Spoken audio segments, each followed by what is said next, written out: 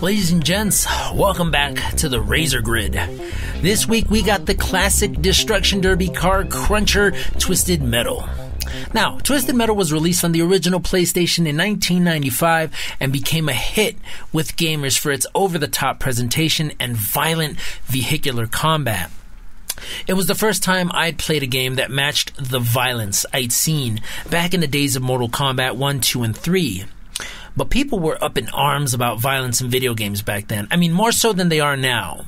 I mean, really, if you don't know, I'm pretty sure there's articles about it now. But anyway, definitely worth a look.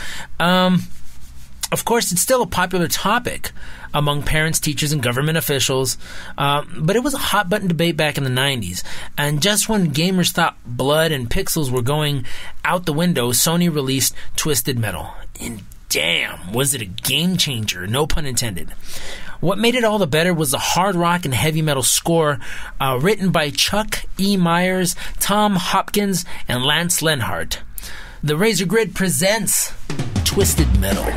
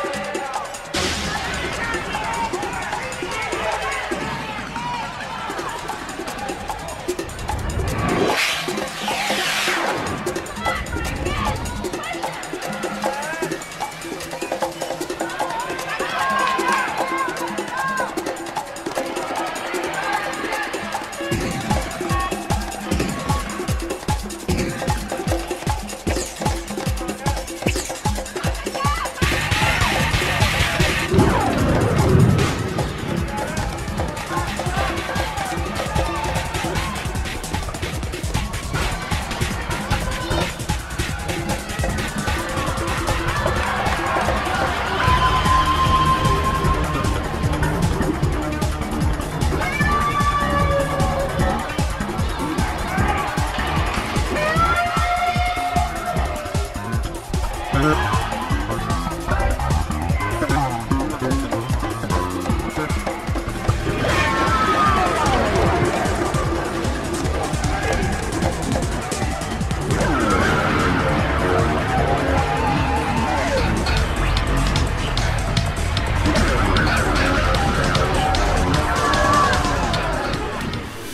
here's a couple of fun facts for you. Twisted Metal went under a few different names during its development cycle before they settled on the title that we know and love. Now, some of the other titles were High Octane, Urban Assault, Cars and Rockets, and Firestorm. They were all considered for the game. In fact, Twisted Metal had alternate endings in which the tournament was referred to as High Octane.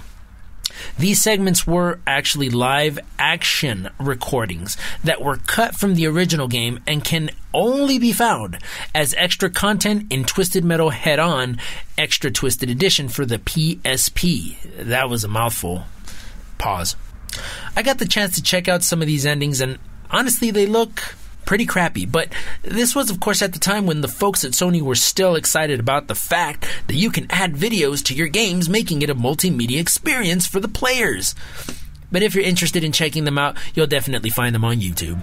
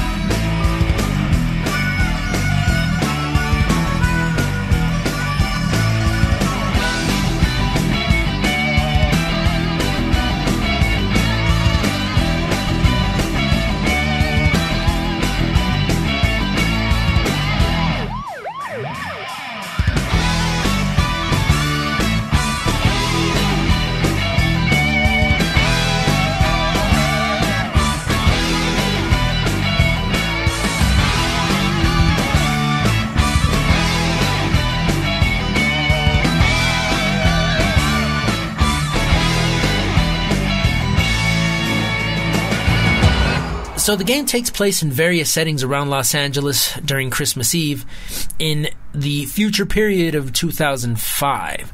The tournament introduced us to the vehicles of destruction such as Sweet Tooth, Yellow Jacket, Darkside, Outlaw, Thumper, Crimson Fury, Pit Viper, Warthog, Mr. Grimm, Spectre, Hammerhead, Roadkill, and of course, Minion. As some of these vehicles became staples in the following games and others appear on and off throughout the series. Sweet Tooth has been the face of the series from the very beginning, but for those that aren't savvy to the story or lore of the games, Sweet Tooth is actually the name of the vehicle. The man behind the wheel is actually Needles Kane. He is the split personality of Marcus Kane, the driver of Roadkill. Sounds insane, right? Well, that's because it is. But more on that in a future episode.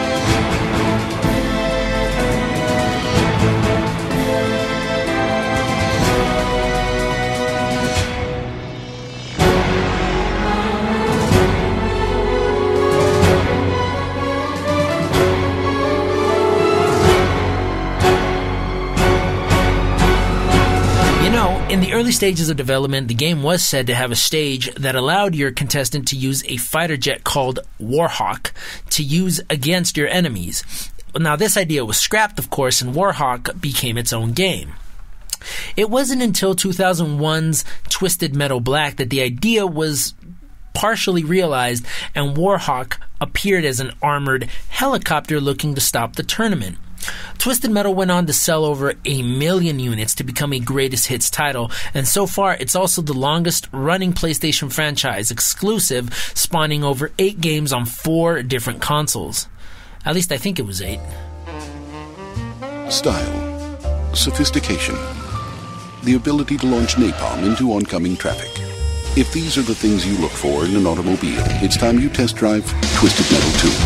Fully automated weaponry, dual rocket launchers, and the new APS flamethrowing system.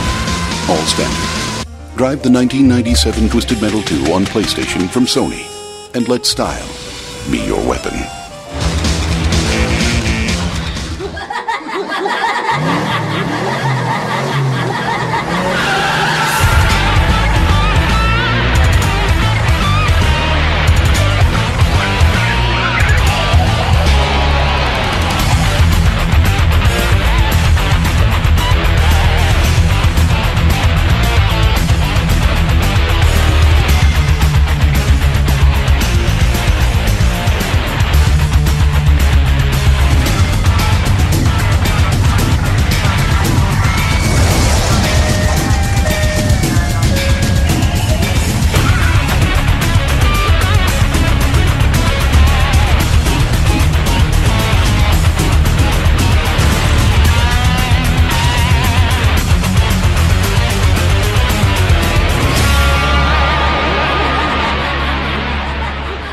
Released on Halloween of 1996, Twisted Metal World Tour is the follow-up to the successful former entry and picks up 1 year after the events that transpired in Los Angeles.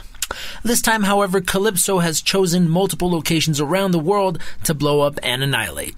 This entry of the game has 14 contestants, 2 more than the previous entry, returning our fan favorites like Sweet Tooth, Warthog, and Mr. Grimm, and introduces Twister, Axel, Mr. Slam, Shadow, and Grasshopper. The game allows drivers to return to the ruins of Los Angeles as well as 7 other locations like Moscow, Paris, New York, and even the fictitious location of Amazonia, where Minion, the previous final boss, resides, who, by the way, can also be unlocked as a playable character with his own ending. Once again, Chuck E. Meyers, Lance Lenhart, and Tom Hopkins return to score the sequel. And with that said, let's get into Twisted Metal 2 World Tour.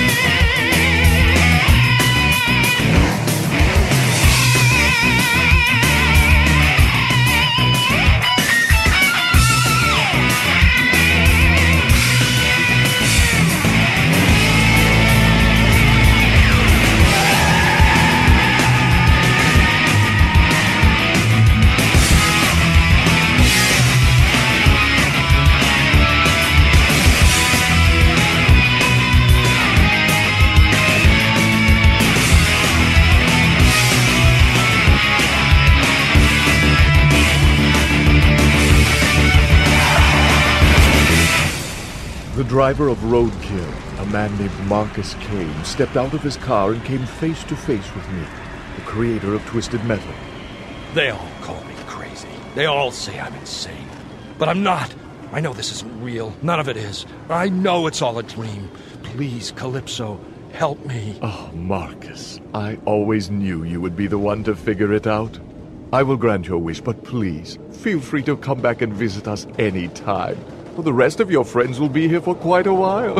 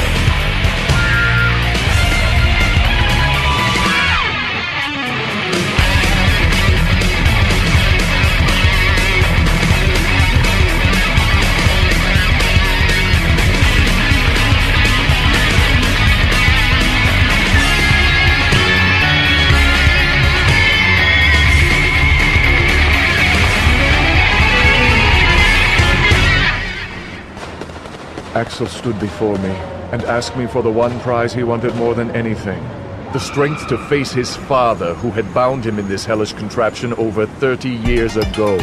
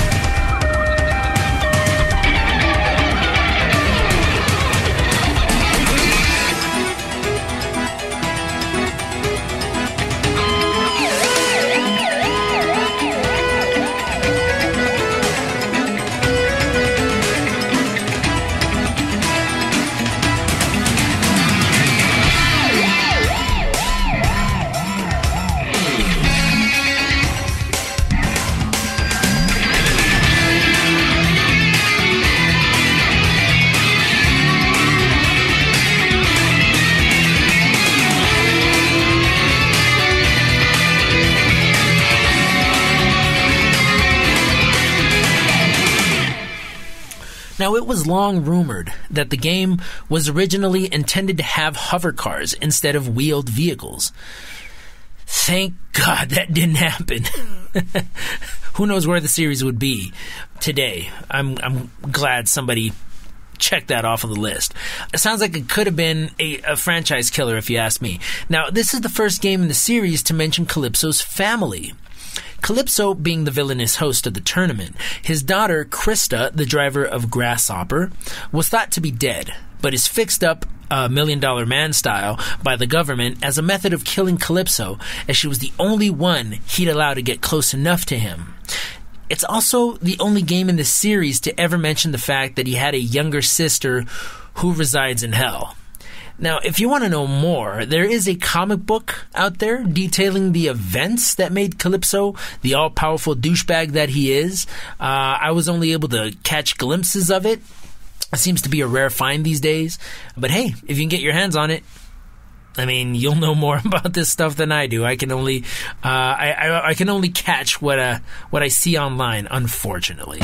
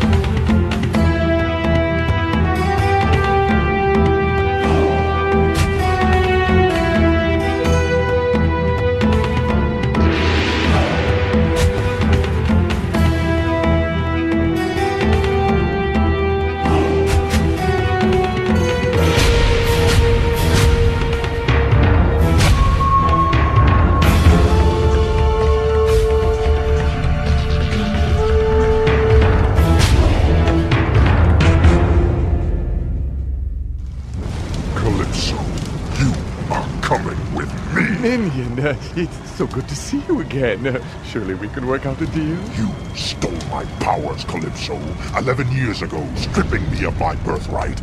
Now it is time to pay the price. No,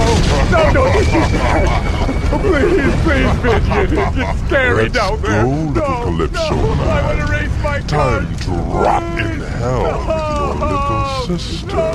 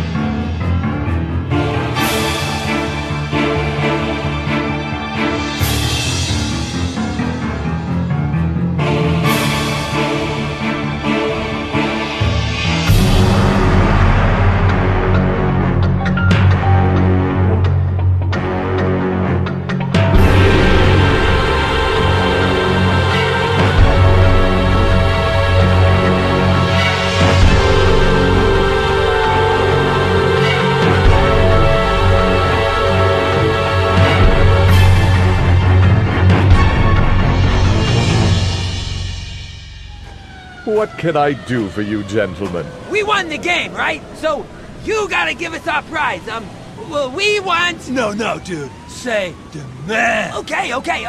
We demand that you give us the ability to fly. Certainly. That's so cool. Congratulations. I have granted your wish.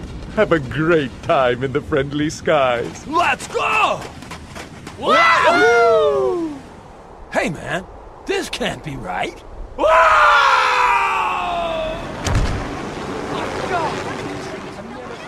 Good thing these first-class tickets are refundable.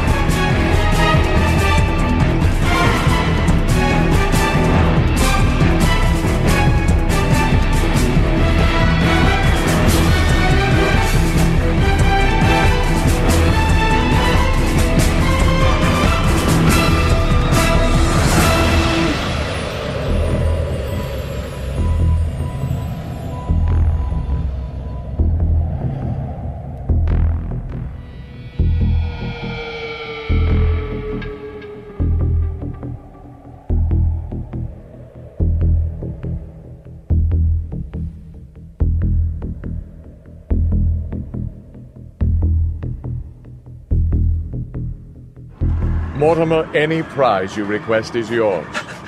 I am not here for a prize, Calypso. It is I who have a gift for you. A gift? For me? Let me see it.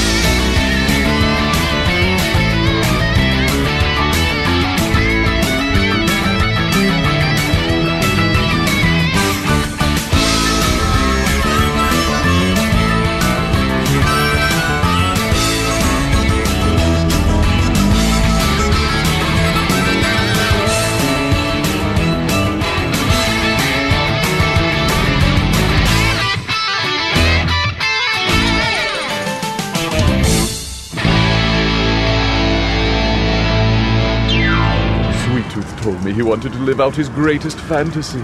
To become a bug in a tiny little garden out in the country. It would be a life of relaxation and love, a life of peace, a final escape from his madness. The night sky exploded with light. And when the light faded, Sweet Tooth had gotten his wish. For the rest of his days, he enjoyed his new life in the garden, away from all those who would tell him he was crazy. The other insects were not fans of their new neighbor, for he had a tendency to kill them. Oh, but Sweet Tooth was happy, and whenever he got lonely for human companionship, or for human flesh, all he had to do was look up and dream of the day when he would crawl out of the garden and back into the world of man.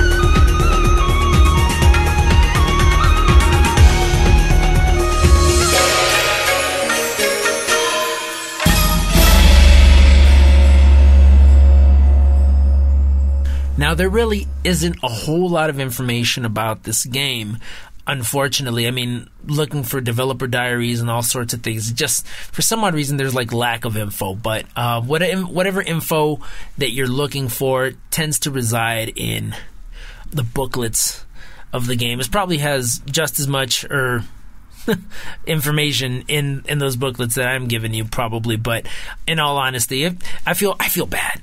There should be more information. Why is there not more information on this damn game? I'll end it by saying this. Twisted Metal 2 was really a favorite of mine growing up and playing this with my cousins. I remember being awed by the amount of detail in it and the explosion effects that made it so memorable. My go-to was always Axel and occasionally the overpowered minion tank. And I just remember the motion comic style endings were incredibly entertaining, and it was really the big draw for me to finish the game with all the vehicles. They really were all so twisted and brutal. And I'm telling you, retro gaming at its finest. Even when I started attending college, I still went back and played this game on my PSP a couple of more times. The power of nostalgia, I guess. But anywho, thanks again for tuning into the Razorgrid, and we'll see all you guys next week with a new franchise and a brand new soundtrack. Until then, take care.